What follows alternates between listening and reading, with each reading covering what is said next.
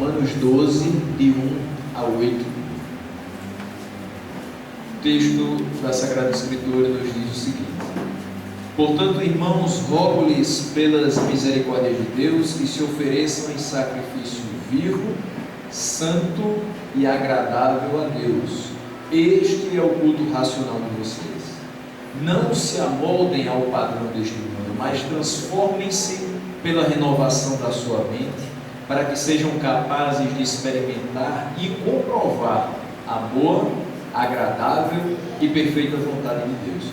Por isso, pela graça que me foi dada, digo a todos vocês: ninguém tenha de si mesmo um conceito mais elevado do que deve ter, mas, ao contrário, tenha um conceito equilibrado, de acordo com a medida da fé que Deus lhe concedeu.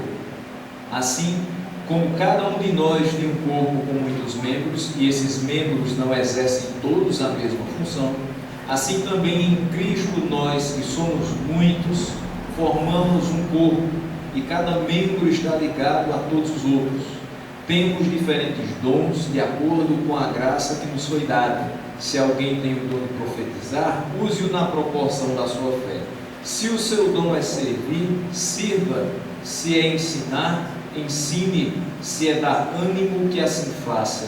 Se é contribuir, que contribua generosamente. Se é exercer liderança, que a exerça com zelo. Se é mostrar misericórdia, que o faça com alegria.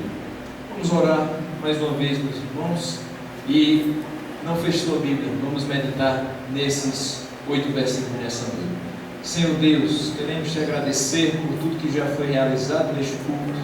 Senhor, te agradecer por ter cuidado de nós e nos trazido hoje à noite aqui para escutar a tua voz.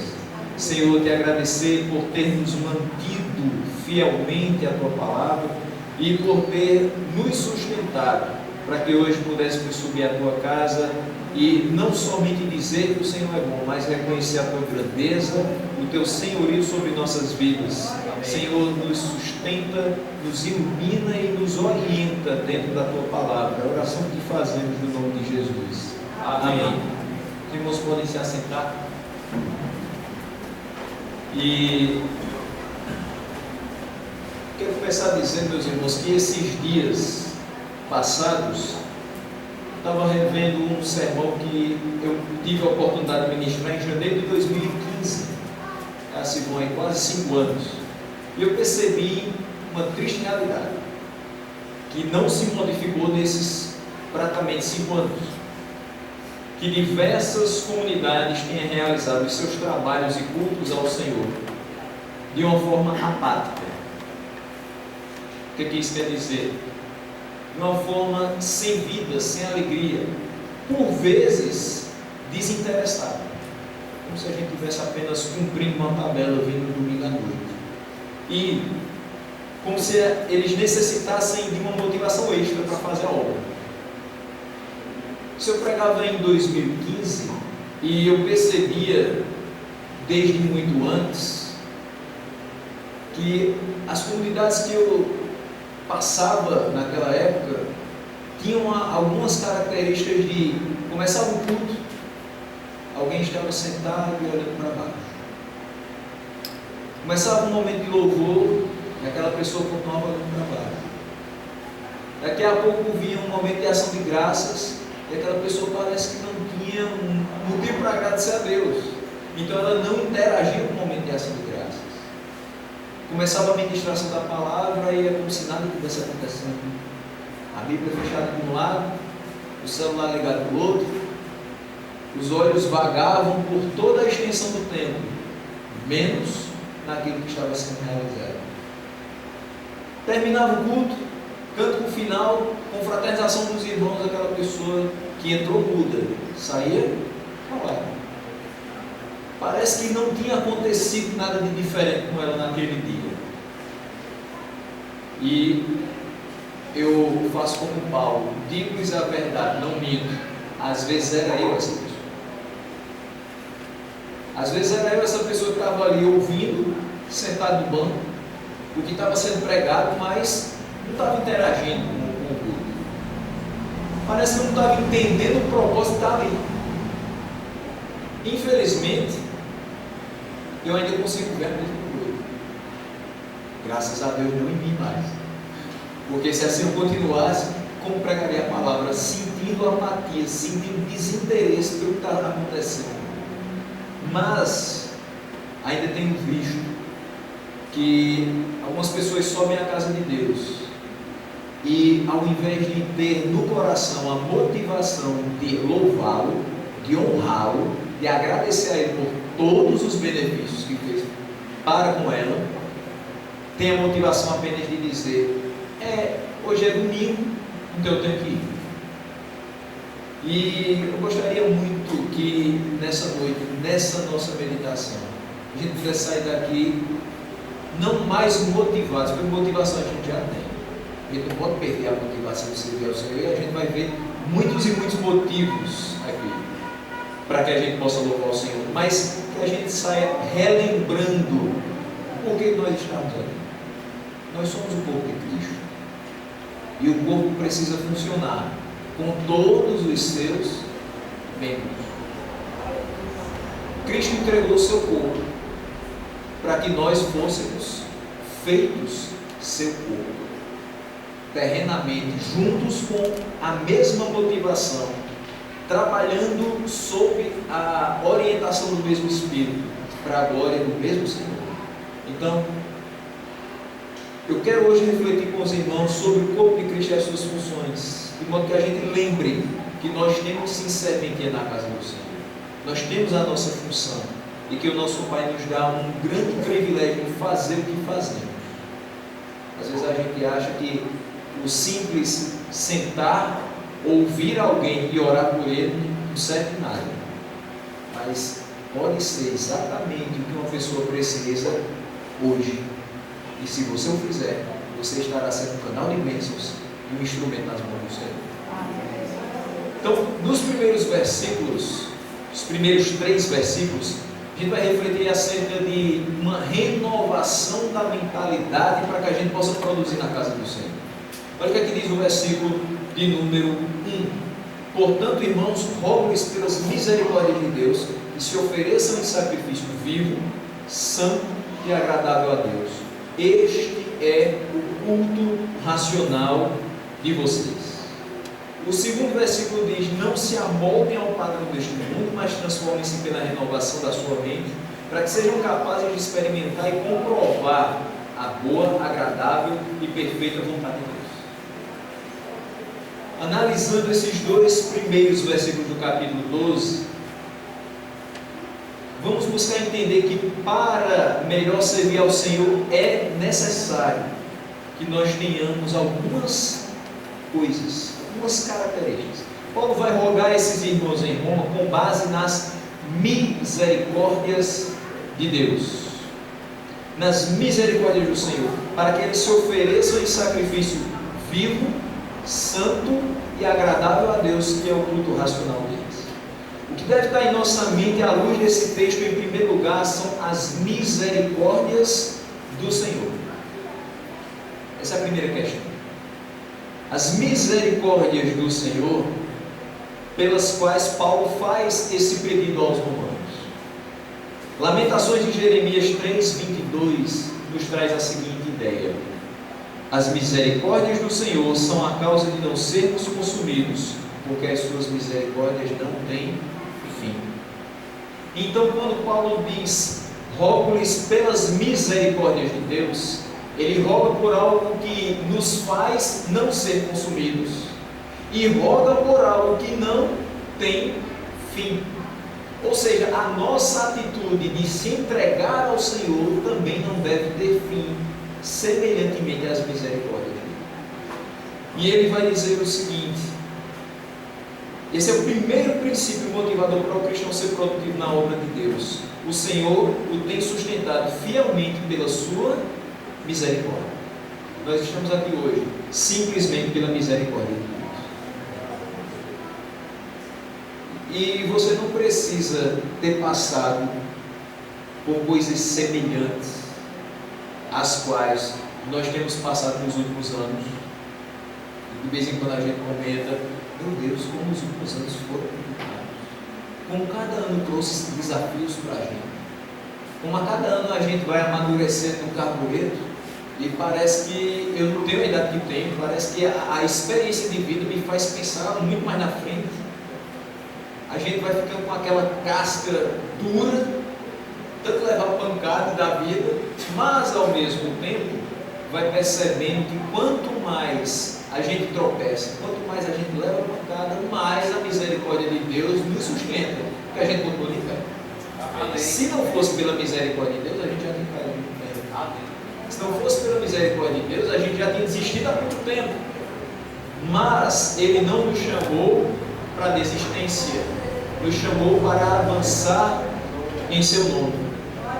Segunda questão que nós devemos ter em mente é que quando nos apresentamos em sacrifício ao Senhor, esse sacrifício precisa ser vivo. É o que ele diz no versículo de número 1, sacrifício vivo. 2 pontos eu posso abordar aqui com relação à expressão vivo. Paulo pode estar falando sobre o contraste com a oferta e sacrifício de animais mortos. Os irmãos sabem que na época do Antigo Testamento, para que a gente fizesse expiação de pecados, se pegava um animal com determinadas características segundo a lei de Moisés e era apresentado ao sacerdote. E esse sacerdote iria entregar essa oferta, iria preparar toda a oferta, matar aquele animal, imolar aquele animal para que aquela oferta pudesse ser benéfica em nosso favor, para que os nossos pecados pudessem ser perdoados. Digo nossos falando no sentido do povo de Deus. E aquilo era feito anualmente. E é interessante que o sacrifício tinha validade. 1 ano. No outro ano precisava fazer novamente. E no outro ano, novamente. Até o dia em que o Cordeiro de Deus veio a esse mundo. E o Cordeiro de Deus é que no lugar do Cordeiro animal foi imolado. E o Cordeiro de Deus entregou o seu corpo para que nós tivéssemos vida. Porque apesar de todo aquele ritual, o homem ainda continuava morto em seus delitos e pecados. Ele ainda continuava pensando que por conta do sangue do animal, ele seria uma nova criatura.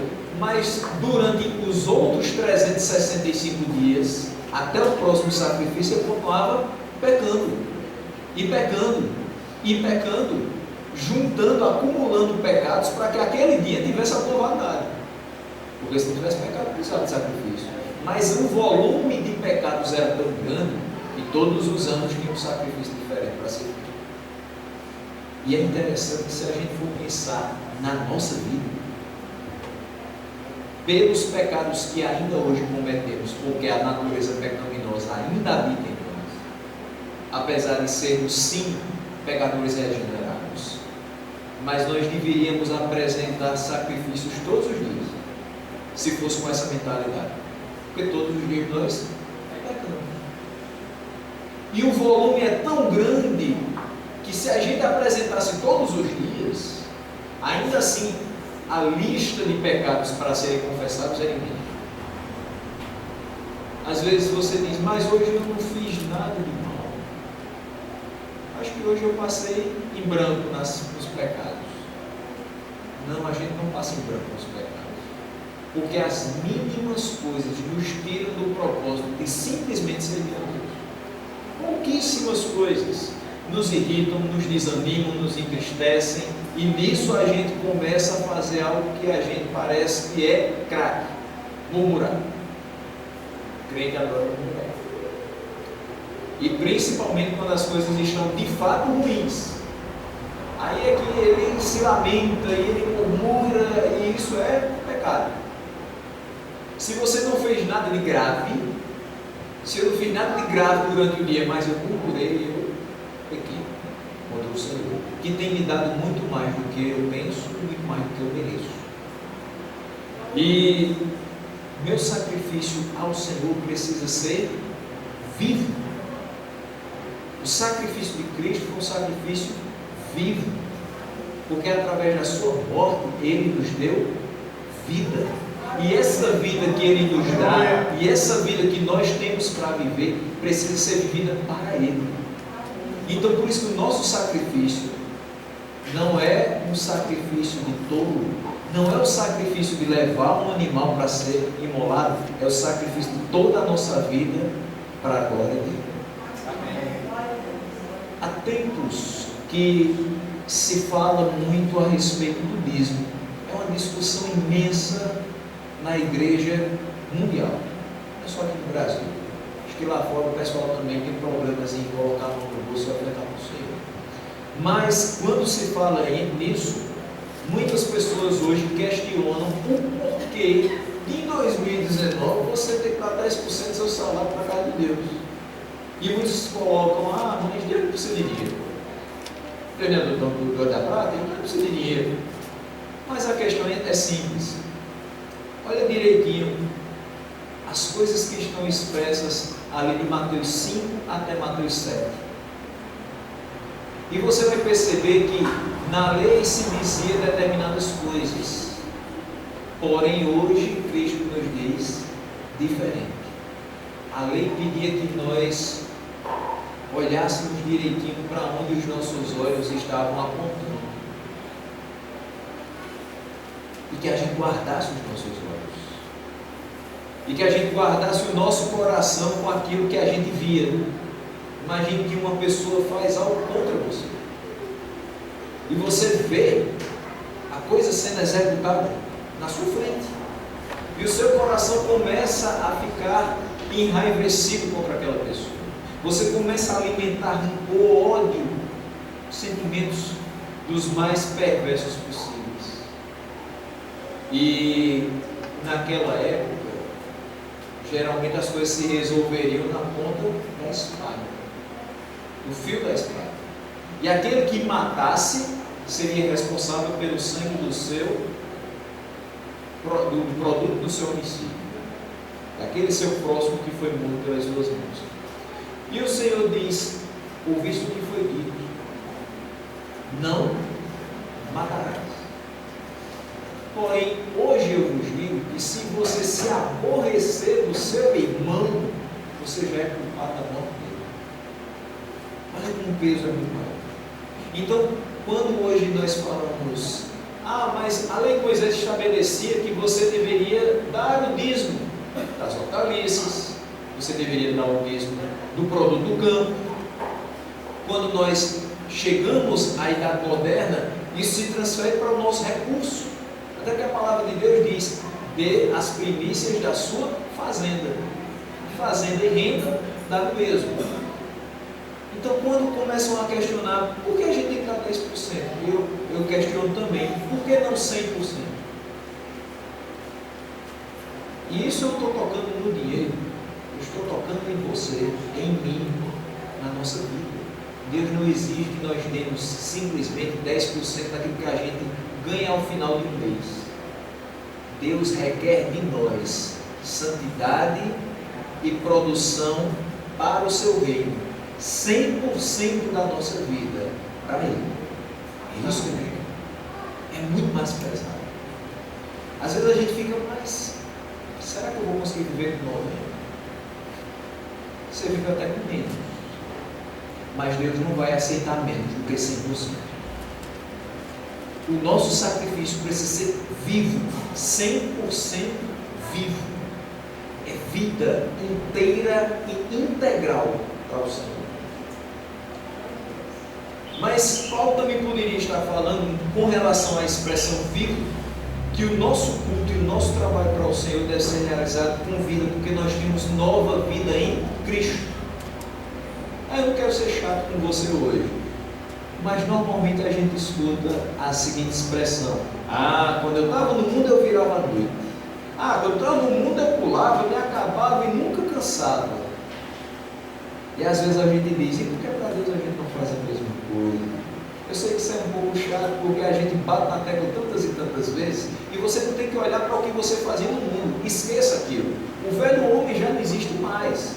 A questão é, nós temos motivação suficiente para, se for necessário, virar a noite do nosso Deus. Mas por que a gente não faz vigia? Ah, pastor, 10 horas da noite, muito tarde, eu não vou trabalhar. Tudo bem, mas se você for trabalhar, se a vigília for da sexta para o sábado, ou do sábado para o domingo, se tudo na igreja for organizado para você chegar às 10 horas, orar, escutar louvores, escutar pregação, e 5 horas da manhã você vai estar lá tomando café, você vai para casa bem tranquilo. Por que você não fica? Por que você não tem motivação para isso? Porque o seu culto não pode ter vida também nesse sentido de você doar o seu tempo, doar a sua força e doar também o seu sono. Eu sei que tem hora que vai começar a pescar um pouquinho. Você vai se sentir cansado, você vai se mexer na cadeira, você vai se sentir um pouco incomodado porque são muitas horas. Mas pense o seguinte: quantas horas Cristo passou na cruz? Quantas? Ele não podia se mexer. Ele estava preso pelos escravos. Quantas vezes ele disse: eu vou descer porque eu não aguento mais? Esse vai ser o que na palavra. Quantas vezes ele disse: eu não quero mais porque ninguém lá merece? Ninguém merecia mesmo. Mas ele não desceu. Ele não deixou de fazer. Ele não retrocedeu. Ele deu totalmente sua vida. Então o nosso mundo precisa ter vida, porque Ele nos deu essa vida. Amém. É o mínimo que a gente pode fazer pelo Senhor, é cultuá-lo com vida. Nós somos a habitação do Espírito Santo. E se somos a habitação do Espírito Santo, todos os dias no nosso interior é produzido vida. E nós precisamos expressar essa vida no nosso culto. Mas nós temos uma terceira questão aqui: o sacrifício precisa ser também santo e agradável. E agradável a Deus, porque esse é o culto racional. É importante que a nossa vida cristã tenha como marca a santidade. A santidade é agradável aos olhos do Senhor. Se nós queremos agradar o Senhor, primeiramente devemos ser santos. Se nós queremos honrar o Senhor em todos os nossos passos, nós devemos caminhar em santidade. E perceba o seguinte: viver em santidade não é viver enclausurado. Se fosse assim, os monges seriam os homens mais santos do mundo e não haveria nenhuma queixa contra eles, porque eles nem veem o mundo exterior. A ideia é que quanto mais enclausurado, menos impactado pelas questões mundanas. Mas ainda assim eles são impactados. Nós estamos no mundo, mas nós não somos do mundo. E quando em João 17 Cristo está fazendo a sua oração sacerdotal, ele diz: eu não peço que os tires do mundo, mas que os livre do mal. Então nós estamos no mundo, sabemos que não somos do mundo, mas tem como a gente sair daqui? Não. Então, como conviver no mundo sendo santos? Pedindo ao Senhor o tempo todo que nos livre do mal. Ele pode nos manter santos. Mas pastor, então o que eu posso fazer para ajudar nesse processo? Eu acho que eu tenho que fazer alguma coisa. Você não precisa fazer muita coisa. Na realidade, você precisa apenas obedecer às orientações de Deus em sua palavra. Nada que você faça pode transformar você em mais santo, a não ser a questão da obediência ao Senhor. Isso aí faz com que você seja santo, mais santo que outro não. Não adianta, meu irmão, simplesmente você dizer: eu vou tirar o cabo da internet da minha casa, porque a internet está impedindo que eu seja assim. Não adianta você vender a televisão da sua casa, porque você não quer ver o que passa nela, porque isso está impedindo que você seja assim. Não adianta você cortar a conta da Netflix porque você está fazendo maratona de série e está impedindo que você seja santo. Não adianta você jogar as paletas de maquiagem fora porque isso aí está impedindo que você seja santo. Não adianta você tirar as literaturas que você lê na universidade porque isso está impedindo que você seja santo. Porque isso não vai adiantar. Nada terreno que a gente possa fazer, nada que possa ser medido humanamente pode ajudar alguma coisa que é puramente espiritual. E que só pode ser feito por Deus. Só é santo quem tem Deus no coração.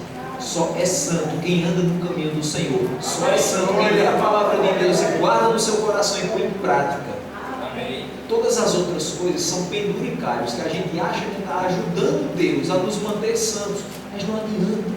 O nosso culto santo é simplesmente ler essa palavra e viver no dia a dia. E fazer com que a única coisa que de fato nós precisamos fazer enquanto seres humanos e servimos a Deus é que o nosso testemunho fale muito menos alto do que a palavra de Deus. A palavra que nós pregamos deve ser muito mais alta do que aquilo que a gente vive. Porque as pessoas não ficam olhando para aquilo que a gente faz, ou ficam olhando para a palavra que a gente prega. As pessoas não vão olhar para aquilo que você pensa, ou para aquilo que você diz, ou para aquilo que você faz. Se você pensa, fala e faz a palavra de Deus, então elas vão olhar para o Deus que você prega. É isso que é o culto santo que nós precisamos dar ao Senhor. E ele precisa ser agradável a Deus. O nosso culto não pode ser meramente ritual. Talvez seja uma das piores coisas que pode acontecer no coração do cristão. É chegar na igreja sem motivação para cultuar. E ele passa o culto inteiro sem que nada o toque. É quando você perde algo chamado sensibilidade espiritual. Sensibilidade espiritual, meu irmão, não é quando alguém está cantando e você sente um arrepio, não. Sensibilidade espiritual é quando alguém lê a palavra de Deus e você percebe, essa palavra serve para a minha vida, eu preciso viver isso. É quando você escuta a pregação do Evangelho falando sobre o corpo de Cristo e você diz, eu faço parte desse corpo. Por quê? Porque Ele entregou o seu corpo por mim também. Eu entendo isso. Essa é a sensibilidade. Que eu sei que Ele tem andado ao meu lado dia após dia, segurando a minha mão para que eu não tropece nem para a direita nem para a esquerda. O meu culto ao Senhor deve existir uma participação do meu coração. Até porque a minha boca vai pregar lá fora aquilo que encheu o meu coração. Então, no culto, aqui, coletivamente, e no meu culto particular, na minha vida, eu preciso ter uma participação do meu coração. Meu coração precisa ser inundado pela palavra de Deus para que eu possa pregar essa palavra com autoridade. Mas tem que ter também uma participação da minha mente, porque esse culto é racional. Deus não nos chamou para uma fé sem razão. Às vezes a gente vai explicar para uma pessoa o que é fé. É uma coisa que a gente não entende. Mas assim, a gente quando não consegue explicar, a gente diz que é pela fé. Não, você entende sim. Você entende a fé que você tem. Sabe por que você entende a fé que você tem? Por que você foi salvo? Você sabe. Você foi salvo pela graça de Deus. Porque Ele foi gracioso. Foi por isso que você foi salvo. Mas como você recebeu essa graça? Pela fé que você teve em Cristo Jesus. E essa fé faz o que na sua vida? Ele sustenta dia após dia. No momento que você está sentindo o maior aperto no coração, que você sabe que está a ponto de cair, você recorre ao Senhor porque você tem fé. Então você sabe. E você sabe também em quem você tem crido. Amém. Esse é o culto racional. A nossa fé é sim racional. Tem que existir também, meus irmãos, uma vontade de servir a Deus e obedecê-lo em tudo. Esse é o culto que nós devemos prestar ao Senhor. Um culto que não é meramente ritual, mas onde o nosso coração está inteiramente nele, a nossa mente está inteiramente nele, e nós nós chegamos à casa do Senhor com vontade de servir a Ele e obedecer em todas as coisas. Para que nós cheguemos a esse estágio da vida cristã, o versículo 2 aponta: não se amoldem ao padrão deste mundo. Nós não podemos nos amoldar ao mundo, não devemos nos dobrar diante das facilidades desse mundo. Certamente, alguém que lhe conhece há mais tempo do que eu pode dizer assim: quando você não servia a Deus era tão mais fácil, você está passando tanta prova, tanto problema, tanta coisa, tudo isso depois que você foi servir esse Jesus. E isso acontece em verdade, porque quando a gente é chamado por Deus, isso não quer dizer que nossos problemas acabam. Tem gente que vai pensando isso, diz: vou aceitar o Senhor porque os meus problemas vão acabar. Não, eles continuam, só que agora você sabe a quem recorrer para que esse problema seja solucionado. Essa é a diferença, e essa é a nossa diferença em relação ao ímpio. Nós sabemos onde há a solução. Porém, os problemas acontecem, e pessoas mal intencionadas que nos rodeiam querem desanimar nossa fé, dizendo: por que você vai para aquela igreja o tempo todo? Domingo após domingo você tem que ir para a igreja. Problema na tua casa, você está na igreja. Problema na tua casa, você falando que Deus é bom. Teu filho dando trabalho e você dizendo que Deus é bom. Como é que Deus é bom se você está cheio de problema na sua vida? Deus é bom, independente das circunstâncias da minha vida. Aleluia! Por isso, não dê ouvidos às pessoas que falam contrariamente. E não se dobre diante das facilidades de dizer: se eu largar essa obra aqui, eu vou ficar em casa muito tranquilo, nada vai acontecer. Vai acontecer, porque Deus te cobra. Vai acontecer que você vai sentir falta. E eu tenho certeza que na hora que a corda apertar, você virá correndo para os pés de Jesus. Mas não é melhor vir aos pés de Jesus quando você está muito bem, louvando e agradecendo por tudo que Ele tem feito, ao invés de vir todo quebrado, todo ferido por conta das coisas que você escolheu fazer no mundo? Não nos amoldemos ao mundo para chegar a esse estágio de vida cristã onde a gente tem condições de oferecer ao Senhor o sacrifício vivo, santo e agradável a Ele. O mundo é mau e é corrupto, e por mais que nós soframos enquanto crentes, nós sabemos quem está do nosso lado. É somente o Senhor Jesus. E Ele vai dizer: mas transformem-se pela renovação da sua mente para que sejam capazes de experimentar e comprovar qual seja a boa, agradável e perfeita vontade de Deus. Transformem-se pela renovação da sua mente, ou seja, passem pelo processo, muitas vezes demorado e doloroso, de abandonar os pensamentos mundanos, abandonar a forma de ver dessa sociedade. Dói mesmo. É tão bom a gente ser aceito pelo grupo que a gente faz parte. É tão bom a gente chegar numa roda de amigos e todo mundo chegar e abraçar a gente, que gosta de estar junto com a gente. Mas não poucas vezes, quando você é transformado pelo Senhor e você agora quer testemunhar a eles, você é rejeitado. Você já não é tão aceito por aquele grupo porque as suas ideias, os seus pensamentos, as suas prioridades são outras. E não é que você agora vai deixar de andar com eles. É natural que eles deixem de andar com você. Porque os locais que você frequenta não são os que eles frequentam. E as suas prioridades são servir ao Senhor e ensinar toda a sua família a estar no caminho dele. Quando a prioridade do mundo é simplesmente ser feliz, e essa felicidade nunca chega, porque a felicidade verdadeira só está em Cristo. Então, enquanto o mundo procura em todas as coisas, nós já encontramos. Amém. nós precisamos abraçar a visão do mundo pela ótica de Cristo e da sua palavra. Depois dessa renovação mental, nós vamos ter a grata oportunidade de experimentar e comprovar a vontade de Deus, que é boa porque nos leva a crescer espiritualmente, é agradável porque Ele faz as coisas pensando primeiramente na sua glória. Então tudo que Ele faz é para a sua glória, então é agradável.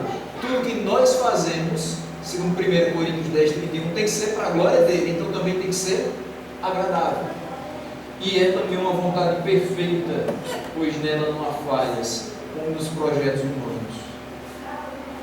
A gente pensa tanta coisa, às vezes a gente diz assim, até o final do ano de 2019 eu vou estar fazendo isso. Aí a vontade de Deus tem nada a ver com a sua. Às vezes a gente faz planos para 2025 e diz, olha, 2025 eu vou estar fazendo isso. Daqui a 10 anos vai estar assim. Daqui a não sei quanto tempo meus filhos vão estar assim, eu vou ter netos e tal. A gente faz tanto projeto, parece que a gente tem projeto até os 100 anos de idade e a gente não sabe nem se vai chegar lá. A gente não sabe nem se amanhã a gente está vivo. Então os projetos humanos são falíveis, mas a vontade de Deus, aleluia, Aleluia. portanto, é necessário que a gente esqueça, abandone a mentalidade do mundo e abrace a mentalidade de Deus, para que a gente possa experimentar essa vontade que não falha. A nossa vida será completamente diferente. Por isso, no versículo 3, Paulo vai nos deixar aqui mais uma colocação. Ninguém tenha de si mesmo um conceito mais elevado do que deve ter. Em outras palavras, no nosso português bem simples, ninguém se acha. Se tudo tem que ser feito agradável a Deus, por que às vezes eu fico avaliando tudo que acontece ao meu redor? Tem que ser agradável a Deus. O culto tem que ser agradável a Deus. Meu culto, o culto da igreja que eu participo, o culto dos meus irmãos, tem que ser agradável a Deus. Ah, mas eu não gostei. Não cantou aquela música que eu gosto. Não tem problema. Não cantou a música que você gosta, mas foi agradável a Deus? Valeu. Se alegre. aleluia. Quando Deus está alegre, se alegre também. Se Deus foi glorificado, se alegre também. Se Deus foi honrado, se alegre também. Se a palavra foi pregada, se alegre. Se os irmãos saíram edificados, se alegre, por mais que você não tenha sentido nada. Mas entenda uma coisa: não é normal que filhos de Deus não se alegrem quando Ele é glorificado. Então o culto que nós participamos nos traz alegria e nos faz entender que nós somos servos e que Ele é Senhor. O único que deve ser adorado, agradado, glorificado e exaltado é Ele. Glória a Deus. Não pensemos nós que somos melhores que outros, que nós somos indispensáveis na obra, que se não for pelo nosso trabalho, a igreja não caminha. Às vezes a gente pensa nisso e a gente é meio que traído pela nossa mente. De dizer, se eu não estiver naquele campo, ninguém vai querer dar. Se eu não estiver naquela igreja, ninguém vai querer fazer. Se eu não tocar, ninguém toca. Se eu não cantar, ninguém canta. Se eu faltar, o grupo não se reúne. Se eu não for visitar, as pessoas não se sentem motivadas de ir também. Mas entenda que você é um só. E que você depende dos outros membros. E todos eles, encaminhados pelo Senhor, funcionam. Você sozinho. Mas eu quero fazer evangelismo. Você vai sair sozinho? É muito melhor você ir com um grupo da igreja, que nas suas dificuldades o irmão possa complementar com as suas características daquele grupo. Que aquilo que falta no seu entendimento, alguém possa esclarecer nos estudos. E que você possa também servir de apoio para outros que estão iniciando. É tão melhor quando a gente faz as coisas em unidade. Há uma diversidade no nosso meio, mas ela pode perfeitamente estar em unidade. Todos nós somos diferentes, mas nós temos um só propósito, e agradar um só Senhor, porque fomos unidos por um só Espírito. Então não há diferença entre nós. Nós precisamos andar conjuntamente. Nós vivemos debaixo da orientação do Espírito Santo. Nós somos dependentes totalmente do Senhor para as nossas realizações. Logo, não pensemos que nós que somos alguma coisa, porque é Deus quem opera em nós, tanto o querer quanto efetuar, segundo a sua boa vontade, não segundo a minha vontade. Então, portanto, que tenhamos um conceito equilibrado de acordo com a medida da fé que Deus nos concedeu, não esquecendo de em tudo dar a Ele a glória. Os versículos 4 a 8, meus irmãos, nós vamos ver várias funções do corpo de Cristo. Paulo vai comparar os cristãos com os membros de um corpo que são muitos e variados, mas eles se comportam em unidade, pois todos são necessários à saúde desse corpo. Entenda uma coisa, você não é indispensável, você não é insubstituível, porém, você é necessário. Ou seja, se você não estivesse aqui, outras pessoas estariam, mas é necessário que você esteja. Não simplesmente para que a obra caminhe, mas para que você caminhe. Como é que nossa vida cristã estaria se a gente estivesse dependendo apenas de redes sociais? Sinceramente, tem momentos, principalmente quando a gente está doente, que a gente fica tão impotente, se sente muito impotente. A gente fica em casa e aí começa a procurar qual é a igreja que está fazendo transmissão ao vivo. Eu vou tentar aqui assistir alguma coisa. Eu vou tentar cultuar de casa.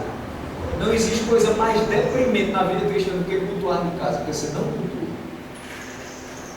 Porque vai chegar uma hora que você está tão agoniado e está olhando para aquela tela, e você não está interagindo com aquela tela, e ninguém daquela tela está interagindo com você, aí você vai tomar água, vai no banheiro, vai na cozinha, vai preparar outra coisa. Você não fica ligado no que está acontecendo. Ah, mas eu escutei a pregação sobre o ela falou sobre o quê? Nessa hora você nem se lembra. Porque você está na frente de uma tela. E isso é muito complicado. O Senhor chamou as pessoas desta igreja para fazerem parte de uma igreja congregacional. Não chamou para a igreja facebookiana do Senhor Jesus, nem para a igreja instangracional. Não existe essas coisas. Até o nome ficou bom. Não dá para a gente ser crente de rede social, a gente se alimentar de pregador de Facebook. Não dá para a gente se alimentar das coisas que são ditas ou postadas, porque elas já foram ditas e postadas onde não se apaga, onde depois de 24 horas não some, e onde todas as pessoas que leem essa palavra são transformadas por toda a vida. Amém. Nós fomos chamados para servir ao Senhor e servir de acordo com essa palavra. Ela traz para nós exatamente o que nós devemos fazer e como podemos servir ao Senhor. Não existe um que seja inútil na casa do Senhor. Todos têm a sua utilidade. No versículo 4, ele vai estabelecer essa relação, apontando para o fato de que nosso corpo tem muitos membros, mas nenhum deles desempenha a mesma função que o outro. Cada um tem a sua. Semelhante a isso é a igreja do Senhor, o corpo de Cristo, que possui muitos membros com dons diferentes e que devem ser aproveitados dentro da área para a qual foram capacitados. Existiu um tempo em que, eu espero que esse tempo tenha passado, em que a gente não conseguia se encaixar em qualquer coisa da igreja se a gente não cantasse e pregasse. E aí as pessoas olhavam para a gente e diziam assim: o que é que você faz na igreja? Aí você dizia: eu oro. Só? Você não canta não? Não sei cantar. Sou meio desafinado. Ah, mas aí como é que você vai querer participar do conjunto do louvor? Mano, eu participo, né? O que eu posso fazer na realidade é olhar o pessoal cantando e no meio de todo mundo cantar junto. É isso que eu posso fazer. Existe também aquela pessoa que diz assim: ah, ministrar a palavra de Deus, mas você foi chamado para ouvir essa palavra e viver. Já é muita coisa. Então, você pode não saber pregar, você pode não saber cantar, mas você sabe orar. Você sabe falar de Deus para alguma pessoa. Você sabe ser o ombro que aquela pessoa precisa para chorar. Você pode saber ser a mão estendida no momento de necessidade. Você pode, em silêncio, ser muito mais bênção para algumas pessoas do que eu estou aqui. Você tem a sua utilidade. Veja um detalhe importantíssimo nesse versículo. Versículo de número 4. Versículo número 5. Assim também, em Cristo, nós que somos muitos, formamos um só corpo, e cada membro está ligado a todos os outros. Ele está dizendo que essa unidade é em Cristo. Ou seja, essa unidade na diversidade só é possível porque nós estamos em Cristo, e Cristo está em nós. É por isso que nós conseguimos ser unidos, mesmo sendo totalmente diferentes. É Ele quem promove essa unidade para que o seu corpo não se fragmente e, consequentemente, se torne frágil. De acordo com a graça que nos foi dada, temos dons a serem utilizados na obra de Deus para a sua glória e para a preservação dessa unidade. Os irmãos, pode acontecer o que acontecer, se essa igreja continuar unida, ela continua de pé. Amém. Olha, eu já vi igrejas que, humanamente falando, já estariam fechadas há muitos anos. Todo tipo de coisa aconteceu dentro dela. E por que ela ainda está aberta? Porque as portas do inferno não vão prevalecer contra a igreja. Porque se essa igreja preserva a unidade, se essa igreja preserva o culto ao Senhor, Ele a sustentará. Então, iniciando as funções do versículo 6, se alguém tem o dom de profetizar, use na proporção da sua fé. Ou seja, irmão, você foi chamado para pregar a palavra, para anunciar, ser mensageiro do Senhor. Pregue a palavra, anuncie a palavra segundo a capacidade com a qual Deus lhe dotou. Ah, mas eu não sei falar tão bonito, não interessa. Fala a palavra de Deus. Ah, mas é porque eu não sei alguns termos. Não, não precisa. É a palavra e prega a palavra. Não precisa colocar coisas tão bonitas, coisas intelectuais. Não, a palavra de Deus é suficiente. Passando para o versículo 7, nós vemos que se você tem o dom de servir, sirva. Ou seja, se você tem a possibilidade e o desprendimento de coração dados por Deus de prestar qualquer tipo de serviço a qualquer pessoa da comunidade, faça isso. Meu irmão, eu não sei como é que faz para tirar uma carteira de motorista. Eu sei. Vamos, vou levar até lá e eu vou dar todos os passos. Mas isso é muita coisa? Para você não, para aquela pessoa foi. Você ajudou, você deu os passos, você orientou. Isso nas coisas mais simples, como orientar até chegar no local, até as coisas mais complexas. Meu irmão, não estou entendendo esse texto da palavra de Deus. Você já leu esse texto? Você compreendeu? Você pode me explicar? Sirva ao seu irmão. Como chamados para servir? Se é ensinar, ensine, pois a igreja do Senhor tem cada dia mais dificuldade em encontrar bons mestres que alimentem as pessoas que frequentam os templos. O mais fácil do mundo é você encontrar uma porta aberta, onde as pessoas vão estar dizendo: Deus não está em todo lugar. Isso é verdade? Deus está em todo lugar. E aproveitando o gancho dessa semana, tem pessoas que dizem: você viu aquele negócio absurdo lá do Rio de Janeiro? Deus está lá no Rock in Rio? Tá. Com as 34 toneladas de lixo e tudo. Deus está lá. Sabe por que eu digo que Deus está lá? Porque o universo pertence ao Senhor. Amém. Não tem nada ali que pertença a outra pessoa que não seja o Senhor. Ele não se agrada do que está sendo feito lá, mas Ele está lá. Os olhos do Senhor estão sobre toda a terra, contemplando os maus e os bons. Amém. Ele está aqui. Amém. E Ele está preservando a vida de muita gente lá, com as quais Ele ainda tem planos de salvação.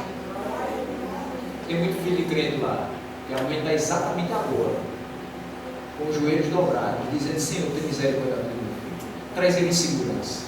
Eu sei que o Senhor ainda tem coisas para fazer na vida dele. Glória a Deus. Mas a gente precisa do ensino que diz: Deus está conosco.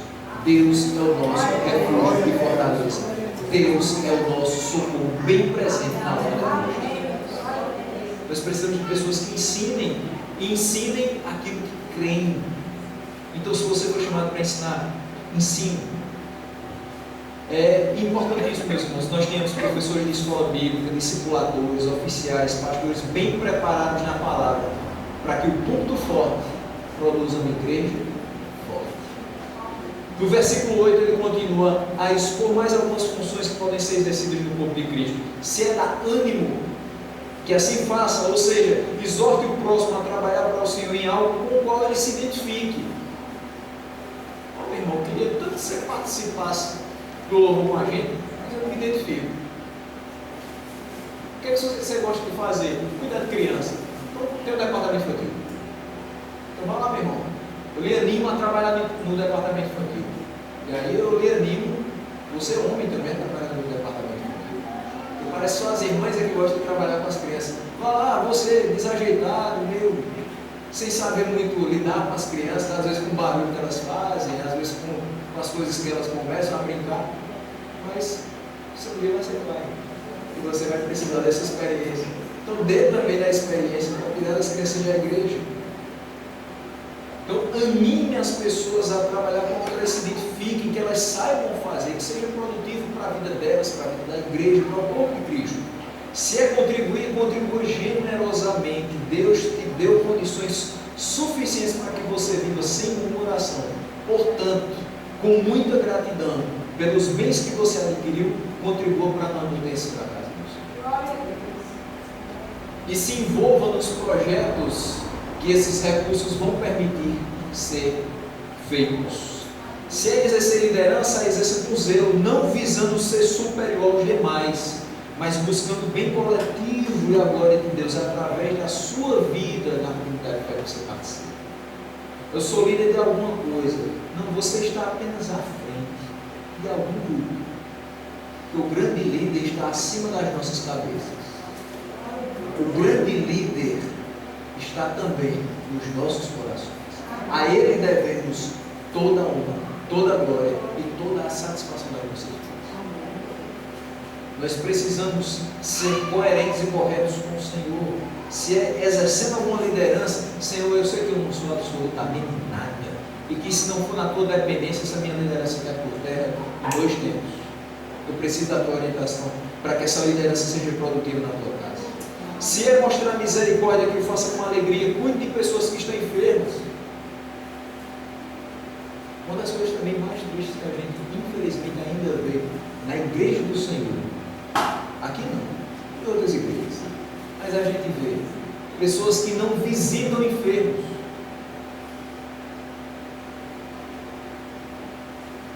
É uma das coisas mais tristes que eu já pude enxergar. Todo mundo quer visita, mas não visita. Eu tive inúmeros casos de falecimentos da minha família, do meu irmão. A gente passou um tempo no coração mais descansado, até o dia dos pais desse ano, quando a tia minha faleceu. E no dia seguinte eu estava realizando a saída da família. E as pessoas, no geral, não se envolvem com a dor do outro. Ah, está lá o corpo na sala anexa. Você passa, você volta, você passa, você volta. Deus guardou para si. Sim, Deus guardou para si, mas tem todo o restante da família para aqui. Dê apoio. Demonstre carinho. Cuide. Para que você também seja cuidado da necessidade. Mas não faça esperando na troca, não. Faça porque isso é Cristo. Amém. Faça porque você foi chamado para fazer isso. Se é exercer misericórdia, faça. É interessante que aqueles que têm esse dom que Deus lhe dá, de exercer a misericórdia, e é um dom que é pouquíssimo procurado, mas é muito importante para a igreja, que visitem hospitais e façam parte de grupos de capelania. Eu tive em 2015, a época que eu estava pregando uma mensagem bem semelhante a essa, só que em outro texto de Efésios 4, eu estive 16 dias no hospital da fábrica com minha mãe internada. E como era bom quando entravam aqueles irmãos, diz assim, a gente vai entrar bem rapidinho. Ela entrava no meu celular, mas a gente pode pelo menos fazer uma oração. Aí entrava outro irmão de outra comunidade e disse assim, a gente pode cantar baixinho aqui na árvore e fazer uma oração? Isso é ótimo. Porque a gente se sente de fato alvo da misericórdia de Deus através do Santo de Deus. Amém. Promova o alívio das necessidades dos pobres, seja companhia para idosos desamparados. Faça isso. Seja povo de Cristo, servindo também dessa forma. Sirva a Deus no lugar onde Ele colocou de forma alegre e espontânea. Nosso Salvador nos dá esse privilégio de sermos instrumentos nas suas mãos para a execução do seu propósito aqui na terra. Não desperdicemos, meus irmãos, esse privilégio que Ele nos dá.